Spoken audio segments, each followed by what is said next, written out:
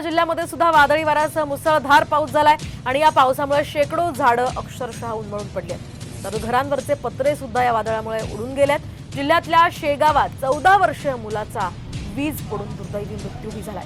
तर काही भागात विद्युत खांब कोसळल्यामुळे विद्युत पुरवठा खंडित झाला होता आणि या सगळ्या पार्श्वभूमीवरची ही भयंकर अशी दृश्य आपण पाहू शकतोय।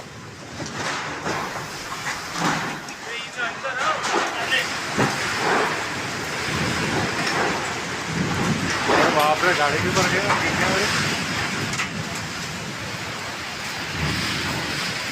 दरम्यान याच परिस्थितीचा आढावा घेतला आमचे प्रतिनिधी संजय जाधव यांनी। बुलढाणा जिल्ह्यामध्ये काल सायंकाळी वादळी वाऱ्यासह अवकाळी पावसाने मोठी हजेरी लावली।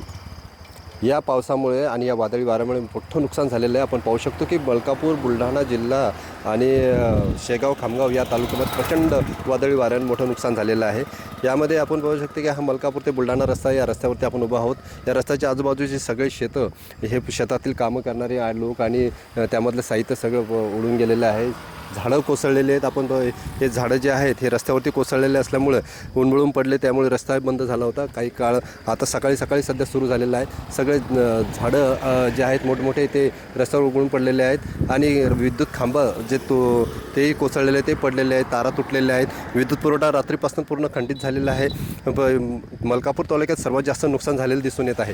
यामुळे आता हे जे नैसर्गिक वादळी वारा आहे त्यामुळे या शेतकऱ्यांचं त्यामध्ये मोठं नुकसान झालेलं आहे। घरांची पडझड झालेली, घरावरती टीन पत्रे सुद्धा उडून गेलेले आहेत। काही ठिकाणी वीज पडून एका विद्यार्थ्याचा मृत्यूसुद्धा झाला शेगाव तालुक्यामध्ये आणि मलकापूरमध्ये एका व्यक्तीचा मृत्यू झालेला आहे। अशा घटना या सातत्याने आता बुलढाणा जिल्ह्यामध्ये वादळी वाऱ्यामुळे घडत आहेत।